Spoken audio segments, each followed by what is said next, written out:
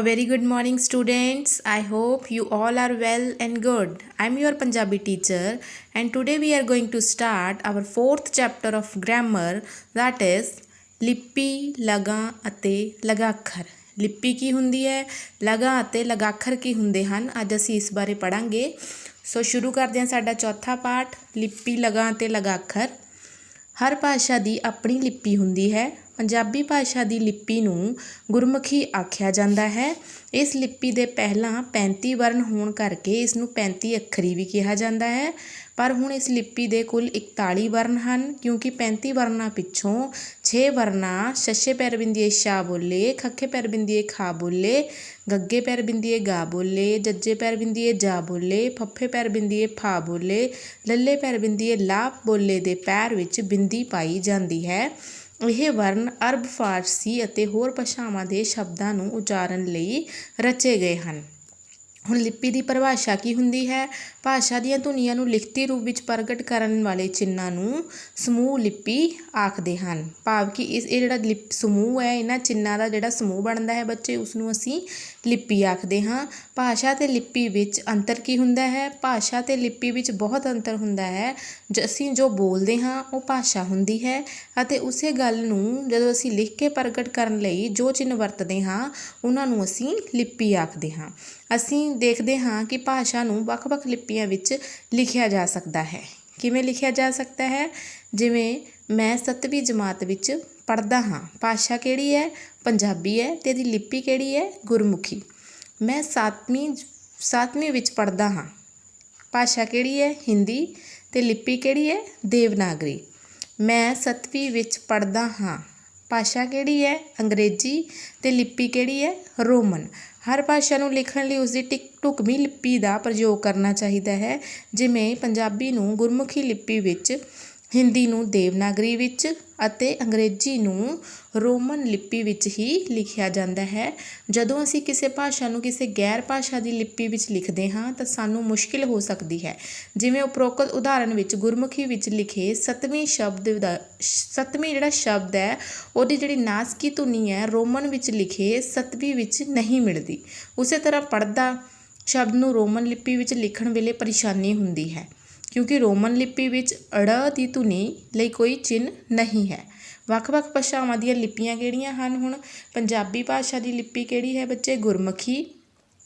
ਉਰਦੂ ਦੀ ਫਾਰਸੀ, ਹਿੰਦੀ ਦੀ ਦੇਵਨਾਗਰੀ, ਬੰਗਲਾਦੇਸ਼ ਦੀ ਬਾਂਗਲਾ, ਅੰਗਰੇਜ਼ੀ Roman ਲਿਪੀ, ਸੰਸਕ੍ਰਿਤ ਦੀ ਦੇਵਨਾਗਰੀ ਲਿਪੀ। ਪਾਕਿਸਤਾਨ ਵਿੱਚ ਪੰਜਾਬੀ ਭਾਸ਼ਾ ਨੂੰ ਸ਼ਾਹਮੁਖੀ ਲਿਪੀ ਵਿੱਚ ਲਿਖਿਆ ਜਾਂਦਾ ਹੈ। ਹੁਣ ਬੱਚੇ ਲਗਾਂ ਕੀ ਹੁੰਦੀਆਂ ਹਨ? ਭਾਸ਼ਾ ਵਿੱਚ ਵਰਨਾਂ ਦੀ ਮਦਦ ਨਾਲ ਹੀ ਸ਼ਬਦ ਬਣਦੇ ਹਨ, ਪਰ ਅਸੀਂ ਅਜਿਹੇ ਸ਼ਬਦਾਂ ਦੀ ਵਰਤੋਂ ਕਰਦੇ ਹਾਂ ਜਿਨ੍ਹਾਂ ਨਾਲ ਕਈ ਹੋਰ ਚਿੰਨ੍ਹਾਂ ਦੀ ਵੀ ਵਰਤੋਂ ਕੀਤੀ ਜਾਂਦੀ ਹੈ। ਹੇਠਾਂ ਊੜਾ ਅਤੇ ਆੜਾ ਸਤਰਾਂ ਵਿੱਚ ਦਿੱਤੇ ਸ਼ਬਦਾਂ ਨੂੰ ਵੇਖੋ। ਕਿਹੜੇ-ਕਿਹੜੇ ਸ਼ਬਦ?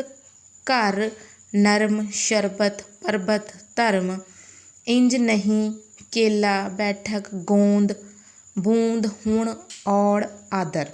ਉਪਰੋਕਤ ਸ਼ਬਦਾਂ ਵਿੱਚੋਂ ਊੜਾ ਭਾਗ ਵਾਲੇ ਸਾਰੇ ਜਿਹੜੇ ਸ਼ਬਦ ਹੈ ਕੇਵਲ ਵਰਨਾਂ ਦੀ ਸਹਾਇਤਾ ਨਾਲ ਹੀ ਬਣੇ ਹੋਏ ਹਨ। ਵਰਨ ਕਿਹੜੇ? ਭਾਵ ਜਿਹੜੇ ਬੱਚੇ ਅੱਖਰ ਹੈ ਉਹਨਾਂ ਨੂੰ ਅਸੀਂ ਵਰਨ ਕਹਿੰਦੇ ਹਾਂ, ਪਰੰਤੂ ਦੂਸਰੀ ਸਤਰ ਵਾਲੇ ਸਾਰੇ ਸ਼ਬਦਾਂ ਵਿੱਚ ਹੋਰ ਚਿੰਨ੍ਹ ਵੀ ਵਰਤੇ ਗਏ ਹਨ, ਜਿਵੇਂ ਕਿ ਟਿੱਪੀ, ਵਿਹਾਰੀ, ਸਿਹਾਰੀ, ਲਾਮ ਦੀ ਇਹਦੇ ਵਿੱਚ ਵਰਤੋਂ ਕੀਤੀ ਗਈ ਹੈ। ਇਹਨਾਂ ਚਿੰਨ੍ਹਾਂ ਦੀ ਆਪਣੀ ਵਿਸ਼ੇਸ਼ ਧੁਨੀ ਹੁੰਦੀ ਹੈ, ਇਸ ਲਈ ਇਹਨਾਂ ਚਿੰਨ੍ਹਾਂ ਦਾ ਗਿਆਨ ਹੋਣਾ ਸਾਨੂੰ ਬਹੁਤ ਜ਼ਰੂਰੀ ਹੈ। ਅੱਗੇ ਹੈ ਬੱਚੇ ਲਗਾਂ ਦੀ ਪਰਿਭਾਸ਼ਾ। ਪੰਜਾਬੀ ਭਾਸ਼ਾ ਵਿਚਲੇ ਸ਼ਬਦਾਂ ਨੂੰ ਸ਼ੁੱਧ ਰੂਪ ਵਿੱਚ ਉਚਾਰਨ ਅਤੇ ਲਿਖਣ ਲਈ ਵਰਨਾਂ ਨਾਲ ਜਿਹੜੇ ਚਿੰਨ੍ਹਾਂ ਦੀ ਵਰਤੋਂ ਕੀਤੀ ਜਾਂਦੀ ਹੈ ਉਹਨਾਂ ਨੂੰ ਅਸੀਂ ਲਗਾਂ ਕਹਿੰਦੇ ਹਾਂ। ਪੰਜਾਬੀ ਭਾਸ਼ਾ ਵਿੱਚ 10 ਲਗਾਂ ਮਾਤਰਾਵਾਂ ਹਨ। ਇਹਨਾਂ ਲਗਾਂ ਦੀਆਂ ਧੁਨੀਆਂ ਵਿੱਚ 3 ਸਵਰ ਅੱਖਰ ਊੜਾ, ਆੜਾ, ਈੜੀ ਤੋਂ ਹੀ ਬਣੀਆਂ ਹੋਈਆਂ ਹਨ। ਪੰਜਾਬੀ ਭਾਸ਼ਾ ਵਿਚਲੀਆਂ ਲਗਾਂ ਦੇ ਨਾਂ, ਚਿੰਨ੍ਹ ਤੇ ਸਵਰ ਮੁਹਾਰਨੀ ਲਗਾਂ ਦੇ ਸਥਾਨ 'ਤੇ ਲੱਗ ਲੱਗੇ ਸ਼ਬਦ ਦੇਖੋ। ਲੱਗ ਲੱਗੇ ਸਵਰ ਕਿਹੜੇ ਆ ਬੱਚੇ? ਕਮਲ, ਸੜਕ, ਧਰਮ, ਕਾਰ, ਆਕੜ, ਪਾਲਕ, ਸਿਰ, ਦਿਲ, ਫਿਰ, ਪੀਰ, ਤੀਰ, ਖੀਰ, ਉਸ, ਉਹ, ਕੁਝ, ਭਰਪੂਰ। ਇਹ ਜਿਹੜੇ ਬੱਚੇ ਸਾਰੇ ਸ਼ਬਦ ਹੈ ਇਹ ਲੱਗ ਲੱਗੇ ਸਵਰ ਹਨ। ਲਗਾਂ ਦੀ ਵਰਤੋਂ ਹੁਣ ਕਿੱਥੇ ਹੁੰਦੀ ਹੈ? ਊੜਾ, ਆੜਾ, ਈੜੀ ਸਵਰਾਂ ਨਾਲ ਸਾਰੀਆਂ ਲਗਾਂ ਦੀ ਵਰਤੋਂ ਨਹੀਂ ਕੀਤੀ ਜਾਂਦੀ, ਪਰ ਵਿਅੰਜਨਾਂ ਨਾਲ ਹਰ ਲੱਗ ਦੀ ਵਰਤੋਂ ਕੀਤੀ ਜਾ ਸਕਦੀ ਹੈ। ਊੜਾ, ਆੜਾ, ਈੜੀ ਸਵਰਾਂ ਨਾਲ ਲਗਾਂ ਦੀ ਵਰਤੋਂ ਕਿਹੜੀਆਂ ਲਗਾਂ ਦੀ ਵਰਤੋਂ ਹੁੰਦੀ ਹੈ ਬੱਚੇ? ਹੁਣ ਇੱਥੇ ਊੜਾ ਹੈ, ਊੜੇ ਨਾਲ 3 ਲਗਾਂ ਦੀ ਵਰਤੋਂ ਹੁੰਦੀ ਹੈ। ਕਿਹੜੇ ਕਿਹੜੇ? ਔਂਕੜ, ਦੁਲੈਂਕੜ ਅਤੇ ਹੋੜਾ। ਅੱਗੇ ਬੱਚੇ ਆ ਗਿਆ ਆੜਾ। ਆੜੇ ਨਾਲ ਕੇਵਲ 4 ਲਗਾਂ ਮੁਕਤਾ, ਕੰਨਾ, ਦੁਲਾਵਾਂ ਅਤੇ ਕਨੌੜਾ ਹੀ ਲੱਗਦੀਆਂ ਹਨ। ਨੈਕਸਟ ਆ ਗਿਆ ਬੱਚੇ ਲਗਾਖਰ ਕੀ ਹੁੰਦੇ ਹਨ? ਲਗਾਖਰ 2 ਸ਼ਬਦਾਂ ਦੇ ਮੇਲ ਲਗ ਪਲੱਸ ਅੱਖਰ ਤੋਂ ਬਣਿਆ ਹੈ। ਲਗਾਖਰਾਂ ਦੀ ਵਰਤੋਂ ਸਾਰੇ ਸ਼ਬਦਾਂ ਵਿੱਚ ਹੀ ਹੁੰਦੀ ਹੈ। ਸ਼ਬਦਾਂ ਨੂੰ ਸ਼ੁੱਧ ਰੂਪ ਵਿੱਚ ਲਿਖਣ ਲਈ ਲਗਾਂ ਨਾਲ ਜਿਹੜੇ ਛੋਟੇ ਛੋਟੇ ਸਹਾਇਕ ਚਿੰਨ੍ਹਾਂ ਦੀ ਵਰਤੋਂ ਕੀਤੀ ਜਾਂਦੀ ਹੈ ਉਹਨਾਂ ਨੂੰ ਲਗਾਖਰ ਕਹਿੰਦੇ ਹਾਂ। ਲਗਾਖਰ ਭਾਸ਼ਾ ਨੂੰ ਸ਼ੁੱਧ ਰੂਪ ਵਿੱਚ ਲਿਖਣ ਲਈ ਸਹਾਈ ਹੁੰਦੇ ਹਨ। ਇਸੇ ਤਰ੍ਹਾਂ ਹੀ ਬੱਚੇ ਜਿਹੜੀ ਆਪਣੀ ਮੁਹਾਰਨੀ ਹੈ, ਊੜਾ ਆੜਾ ਨਾਲ ਜਿਹੜੀਆਂ ਲਗਾਂ ਲੱਗਦੀਆਂ ਹਨ, ਉਸੇ ਤਰ੍ਹਾਂ ਈੜੀ ਨਾਲ ਵੀ 3 ਲਗਾਂ ਲੱਗਦੀਆਂ ਹਨ। ਕਿਹੜੀਆਂ ਕਿਹੜੀਆਂ? ਸਿਹਾਰੀ, ਬਿਹਾਰੀ ਅਤੇ ਲਾਂ। ਊੜਾ ਆੜਾ ਈੜੀ ਨਾਲ ਅਲੱਗ-ਅਲੱਗ ਤਰ੍ਹਾਂ ਦੀਆਂ ਲਗਾਂ ਲੱਗਦੀਆਂ ਹਨ। ਉਹ ਅਸੀਂ ਪੜ੍ਹ ਚੁੱਕੇ ਹਾਂ ਕਿ ਕਿਹੜੀਆਂ-ਕਿਹੜੀਆਂ ਲੱਗਦੀਆਂ ਹਨ। ਇਹਨਾਂ ਨੂੰ ਤੁਸੀਂ ਜ਼ਰੂਰ ਯਾਦ ਕਰਨਾ ਹੈ। ਅੱਗੇ ਆ ਗਿਆ ਬੱਚੇ ਗੁਰਮੁਖੀ ਲਿਪੀ ਵਿੱਚ 3 ਲਗਾਖਰਾਂ ਦੀ ਵਰਤੋਂ ਕੀਤੀ ਜਾਂਦੀ ਹੈ। ਕਿਹੜੇ-ਕਿਹੜੇ ਲਗਾਖਰ ਹਨ? ਬਿੰਦੀ, ਟਿੱਪੀ ਤੇ ਅੱਧਕ। ਬਿੰਦੀ ਦੀ ਵਰਤੋਂ ਦੇ ਨਿਯਮ। ਹੁਣ ਬਿੰਦੀ ਕਿੱਥੇ-ਕਿੱਥੇ ਲੱਗਦੀ ਹੈ ਅਸੀਂ ਉਹਦੇ ਬਾਰੇ ਪੜ੍ਹਾਂਗੇ। ਬਿੰਦੀ ਨਾਂ ਦੀ ਧੁਨੀ ਨੂੰ ਪ੍ਰਗਟ ਕਰਨ ਵਾਲਾ ਚਿੰਨ੍ਹ ਹੈ। ਇਸ ਦੀ ਵਰਤੋਂ 8 ਲਗਾਂ ਨਾਲ ਹੁੰਦੀ ਹੈ। ਕਿਹੜੀਆਂ-ਕਿਹੜੀਆਂ ਲਗਾਂ ਨਾਲ ਹੁੰਦੀ ਹੈ ਬੱਚੇ? ਕੰਨੇ ਨਾਲ, ਬਿਹਾਰੀ ਨਾਲ, ਔਂਕੜ ਨਾਲ, ਦੁਲੈਂਕੜ ਨਾਲ, ਲਾਂ ਨਾਲ, ਦੁਲਾਵਾਂ ਨਾਲ, ਹੋੜਾ ਨਾਲ ਅਤੇ ਕਨੌੜਾ ਨਾਲ। ਭਾਵ ਕਿ ਇਹਨਾਂ ਦੇ ਜਿਹੜੀਆਂ ਲਗਾਖਰਾਂ ਦੀਆਂ ਲਾਵਾਂ ਹਨ ਜਾਂ ਦੁਲਾਵਾਂ ਹਨ, ਇਹ ਸਾਰੀਆਂ ਬੱਚੇ ਇਹਨਾਂ ਦੇ ਨਾਲ ਲੱਗਦੀਆਂ ਹਨ। ਬਿੰਦੀ ਦੀ ਇਹਨਾਂ ਦੇ ਵਿੱਚ ਵਰਤੋਂ ਹੁੰਦੀ ਹੈ। ਜਿਵੇਂ ਆਪਾਂ ਫੋਰ ਐਗਜ਼ਾਮਪਲ ਦੁਲਾਵਾਂ ਹੈ, ਦੁਲਾਵਾਂ ਦੇਖੋ ਬੱਚੇ, ਕੱਕੇ ਨੂੰ ਦੁਲਾਵਾਂ ਉੱਤੇ ਬਿੰਦੀ ਪਾ ਕੇ ਟੈਂਕਾ ਲਿਖਿਆ ਹੋਇਆ ਤਾਂ ਇਹ ਕੈਂਟ ਬਣ ਜਾਂਦਾ ਹੈ। ਭਾਵ ਕਿ ਬਿੰਦੀ ਦੀ ਇਹਦੇ ਵਿੱਚ ਆਵਾਜ਼ ਆਉਂਦੀ ਹੈ। ਜਿਵੇਂ ਕੈਂਟ, ਪੈਂਟ, ਸੈਂਟ, ਸੈਂਟਰ, ਪੈਂਦਾ, ਲੈਂਦਾ ਆਦਿ। ਅੱਗੇ ਬੱਚੇ ਟਿੱਪੀ ਦੀ ਵਰਤੋਂ ਦੇ ਨਿਯਮ। ਹੁਣ ਟਿੱਪੀ ਕਿੱਥੇ-ਕਿੱਥੇ ਲੱਗਦੀ ਹੈ? ਟਿੱਪੀ ਆਂ ਦੀ ਧੁਨੀ ਨੂੰ ਪ੍ਰਗਟ ਕਰਨ ਵਾਲਾ ਚਿੰਨ੍ਹ ਹੈ। ਇਸ ਦੀ ਵਰਤੋਂ 4 ਲਗਾਂ ਨਾਲ ਹੁੰਦੀ ਹੈ। ਜਿਵੇਂ ਮੁਕਤਾ ਨਾਲ। ਮੁਕਤਾ ਬੱਚੇ ਮੰਦਰ, ਸੰਗ, ਹੰਬ, ਜੰਗ, ਸੰਗਲ ਆਦਿ। ਸਿਹਾਰੀ ਦੀ ਵਰਤੋਂ ਹੁੰਦੀ ਹੈ ਇਹਦੇ ਵਿੱਚ। ਹੋਰ ਕਿੱਥੇ-ਕਿੱਥੇ ਲੱਗਦੀ ਹੈ ਟਿੱਪੀ? ਔਂਕੜ ਨਾਲ, ਦੁਲੈਂਕੜ ਨਾਲ। ਨੈਕਸਟ ਹੈ ਬੱਚੇ ਅੱਧਕ ਦੀ ਵਰਤੋਂ ਦੇ ਨਿਯਮ। ਅੱਧਕ ਦੀ ਵਰਤੋਂ ਹੁਣ ਕਿੱਥੇ-ਕਿੱਥੇ ਹੁੰਦੀ ਹੈ? ਅੱਧਕ ਦਬਾਅ ਦੀ ਧੁਨੀ ਨੂੰ ਪ੍ਰਗਟ ਕਰਨ ਵਾਲਾ ਚਿੰਨ੍ਹ ਹੈ। ਅੱਧਕ ਦੀ ਬੋਲਿਆਂ ਵਰਤੋਂ 3 ਲਗਾਂ ਨਾਲ ਹੁੰਦੀ ਹੈ। ਜਿਵੇਂ ਵਰਨ ਉੱਪਰ ਦਬਾਅ ਪਾ ਕੇ ਬੋਲਿਆ ਜਾਂਦਾ ਹੈ ਜਾਂ ਉਸੇ ਦਬਾਅ ਜਾਂ ਦੋਹਰੀ ਆਵਾਜ਼ ਨੂੰ ਲਿਖਤ ਵਿੱਚ ਪ੍ਰਗਟ ਕਰਨ ਲਈ ਉਸ ਤੋਂ ਪਹਿਲੇ ਵਰਨ ਉੱਪਰ ਅੱਧਕ ਦੀ ਵਰਤੋਂ ਕੀਤੀ ਜਾਂਦੀ ਹੈ। ਹੁਣ ਇਹ ਕਿੱਥੇ-ਕਿੱਥੇ ਲੱਗਦਾ? ਮੁਕਤਾ ਅੱਖਰਾਂ ਨਾਲ, ਸਿਹਾਰੀ ਨਾਲ, ਔਂਕੜ ਨਾਲ, ਦੁਲਾਵਾਂ ਨਾਲ।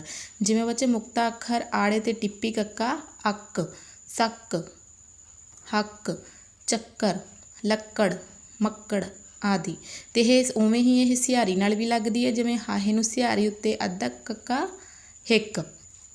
ਉਸੇ ਤਰ੍ਹਾਂ ਹੀ ਔਂਕੜ ਨਾਲ, ਦੁਲਾਵਾਂ ਨਾਲ। ਇਹ ਬੱਚੇ ਨੋਟ ਦਿੱਤਾ ਗਿਆ ਹੈ ਕਿ ਸਾਡੀ ਜਿਹੜੀ ਅਜੋਕੀ ਪੰਜਾਬੀ ਵਿੱਚ ਕੁਝ ਅੰਗਰੇਜ਼ੀ ਸ਼ਬਦਾਂ ਨੂੰ ਵੀ ਪੰਜਾਬੀ ਵਿੱਚ ਲਿਖ ਲਿਆ ਜਾਂਦਾ ਹੈ। ਇਸ ਨਾਲ ਦੁਲਾਵਾਂ ਲੱਗ ਨਾਲ ਅੱਧਕ ਦੀ ਵਰਤੋਂ ਕੀਤੀ ਜਾਂਦੀ ਹੈ। ਹੁਣ ਬੱਚੇ ਮੈਂ ਤੁਹਾਨੂੰ ਕੁਛ ਯਾਦ ਰੱਖਣ ਯੋਗ ਗੱਲਾਂ ਦੱਸਾਂਗੀ, ਉਹ ਤੁਸੀਂ ਜ਼ਰੂਰ ਯਾਦ ਰੱਖਣੀਆਂ ਹਨ ਕਿ ਜਿਹੜੀਆਂ ਭਾਸ਼ਾ ਦੀ ਧੁਨੀਆਂ ਨੂੰ ਲਿਖਤੀ ਰੂਪ ਵਿੱਚ ਪ੍ਰਗਟ ਕਰਨ ਵਾਲੇ ਚਿੰਨ੍ਹਾਂ ਦੇ ਸਮੂਹ ਨੂੰ ਅਸੀਂ ਲਿਪੀ ਆਖਦੇ ਹਾਂ। ਪੰਜਾਬੀ ਭਾਸ਼ਾ ਦੀ ਲਿਪੀ ਨੂੰ ਗੁਰਮੁਖੀ ਲਿਪੀ ਆਖਦੇ ਹਨ। ਅਤੇ ਲਗਾਂ ਬਿਨਾਂ ਸ਼ਬਦਾਂ ਨੂੰ ਸ਼ੁੱਧ ਰੂਪ ਨਹੀਂ ਦਿੱਤਾ ਜਾ ਸਕਦਾ। ਅਤੇ ਲਗਾਂ ਦੀ ਉਤਪਤੀ ਊੜਾ ਆੜਾ ਈੜੀ 3 ਸਵਰ ਅੱਖਰਾਂ ਤੋਂ ਹੋਈ ਹੈ। ਸੋ ਬੱਚੇ ਇਹ ਸੀ ਸਾਡਾ ਚੌਥਾ ਪਾਠ, ਲਿਪੀ, ਲਗਾਂ ਅਤੇ ਲਗਾਖਰ। ਬੱਚੇ ਇਸ ਪਾਠ ਨੂੰ ਤੁਸੀਂ 2 ਵਾਰੀ ਪੜ੍ਹਨਾ ਹੈ, ਧਿਆਨ ਨਾਲ ਪੜ੍ਹਨਾ ਹੈ ਅਤੇ ਇਸ ਵਿੱਚ ਜੋ ਦਿੱਤਾ ਗਿਆ ਹੈ ਉਸ ਨੂੰ ਚੰਗੀ ਤਰ੍ਹਾਂ ਯਾਦ ਕਰਨਾ ਹੈ। ਅਤੇ ਇਸ ਵਿੱਚ ਜਿਹੜੀ ਬੈਕ ਐਕਸਰਸਾਈਜ਼ ਦਿੱਤੀ ਹੈ ਉਸ ਨੂੰ ਤੁਸੀਂ ਸੋਲਵ ਕਰਨਾ ਹੈ। ਅਤੇ ਇਸ ਦੇ ਜਿਹੜੇ ਪ੍ਰਸ਼ਨ ਆਨਸਰ ਹਨ ਉਹਨਾਂ ਨੂੰ ਵੀ ਤੁਸੀਂ ਆਪਣੀ ਨੋਟਬੁੱਕ ਦੇ ਵਿੱਚ ਲਿਖਣਾ ਹੈ। So we will meet in the next class. Thank you so much. Have a nice day.